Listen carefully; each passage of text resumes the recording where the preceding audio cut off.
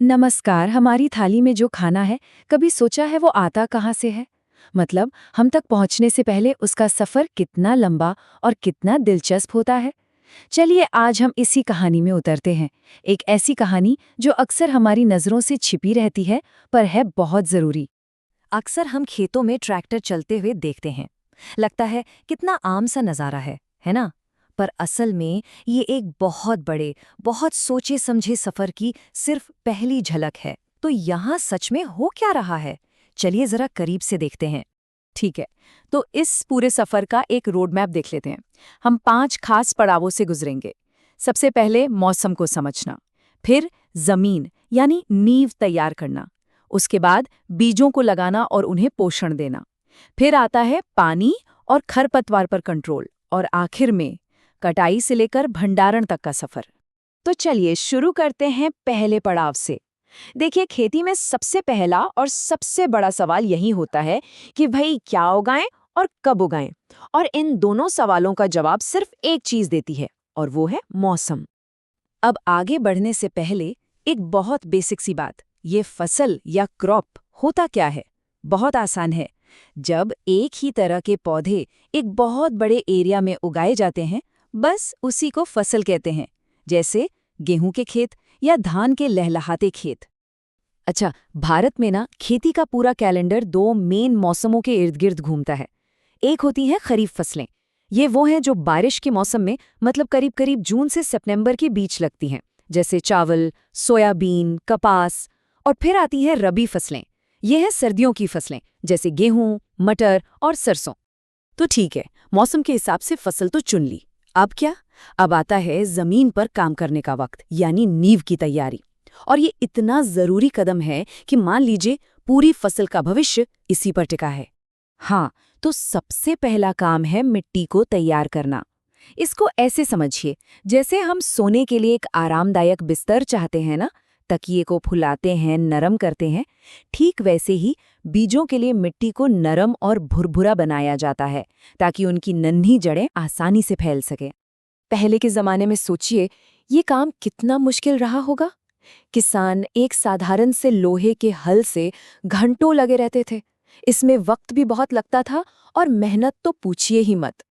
और फिर I technology, जिसने सब कुछ बदल कर रख दिया। आज देखिए, ट्रैक्टर से चलने वाले ये कल्टीवेटर ये वही काम मिनटों में कर देते हैं। समय की जबरदस्त बचत और मेहनत की भी। चलिए, मिट्टी तो हो गई एकदम तैयार।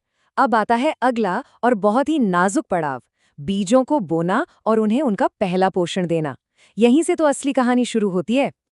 अब ये जो बुआई की प्रक्रिया है ना, इसके 3 बहुत जरूरी हिस्से हैं। पहला और सबसे जरूरी, अच्छी क्वालिटी के बीजों को चुनना। दूसरा, सीड ड्रिल जैसी मॉडर्न मशीनों का इस्तेमाल करना।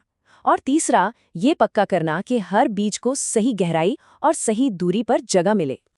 अब देखिए, जैसे हमें बड़े होने के लिए, हेल्दी रहने के लिए खाने की जरूरत पड़ती है, बिल्कुल वैसे ही पौधों को भी अपना खाना, अपना पोषण चाहिए। और ये पोषण उन्हें मिलता है खाद और उर्वरक से, जिन्हें मिट्टी में मिलाया जाता है। हाँ, पर खाद और उर्वरक ये दोनों एक चीज नहीं है। इनमें एक बहुत बड़ा फर्क है। देखिए, खाद जो है वो एकदम नेचुरल है, जैविक कचरे से बनती है और मिट्टी को ह्यूमस देती है, मतलब मिट्टी को जिंदा दिल बनाती है। दूसरी तरफ है उर्वरक, जो फैक्ट्रियों में बने केमिकल होते हैं। ये पौधों को कुछ खास न्यूट्रिएंट्स तो फटाफट दे देते हैं, पर मिट्टी को ह्यूमस नहीं देते।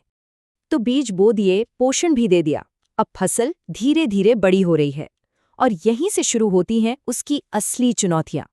एक तरफ उसे प्यास से बचाना है और दूसरी तरफ उसके दुश्मनों से भी। फसलों तक पानी पहुंचाने की इसी प्रोसेस को हम सिंचाई या इरिगेशन कहते हैं। और सदियों से हमारे यहाँ इसके लिए कुएं, तालाब, ट्यूबवेल, इन सब पारंपरिक तरीकों का इस्तेमाल होता रहा है। लेकिन आज यहाँ भी टेक्नोलॉजी ने कमाल किया है। पानी की एक एक बूंद को बचाने के लिए अब ड्रिप और स्प्रिंकलर जैसे मॉडर्न सिस्टम आ गए हैं। ड्रिप सिस्टम में पानी बूंद बूंद करके सीधा पौधों की जड़ों में जाता है, पानी की जरा भी बर्बादी नहीं। और स्प्रिंकलर सिस्टम तो देखे, बिल्कुल बारिश की फुहारों की तरह पूरे खेत में पानी फैला देता है। अच्छा, पानी का तो इंतजाम हो गया। अब बात करते हैं फसल के सबसे बड़े दुश्मन की, यानी खरपतवार की। ये वो बिन बुलाए मेहमान पौधे हैं जो हमारी मेन फसल के साथ उग जाते हैं और उसके हिस्से का खाना, पानी और धूप सब कुछ छीने लगते हैं। तो इन दुश्मनों से छुटकारा कैसे पाया जाए? इसके भी दो मेन तरीके हैं। एक तो है हाथ से एक-एक करके इन्हें निकालना, जिसे हम निराई कहते हैं, या फिर इन पर खरपतवारनाशी यानी वीडीसाइड्स नाम के केमिकल्स का छिड़काव किया जाता है। और अब महीनों की मेहनत, इंतजार और देखभाल के बाद हम पहुंचते हैं उस पड़ाव पर जिसका सबको इंतजार रहता है, फसल की कटाई का वक्त। यह सफर का सबसे अहम और आखिरी हिस्सा है। तो यहाँ 3 बड़े काम होते हैं। सबसे पहले है कटाई, मतलब पकी हुई फसल को काटना। फिर होती है थ्रेसिंग, जिसमें अनाज के दानों को भूसे से अलग किया जाता है। और इन सब के बाद आता है भंडारण, यानी अनाज को गोदामों में चूहों और कीड़ों से बचाकर एकदम सेफ रखना। और जानते हैं कमाल की बात क्या है? यहाँ भी टेक्नोलॉजी एक गेम चेंजर है। आजकल की जो मॉडर्न कंबाइन हार्वेस्टर मशीनें हैं ना, वो कटाई और थ्रेशिंग ये दोनों काम एक साथ एक ही बार में कर देती हैं।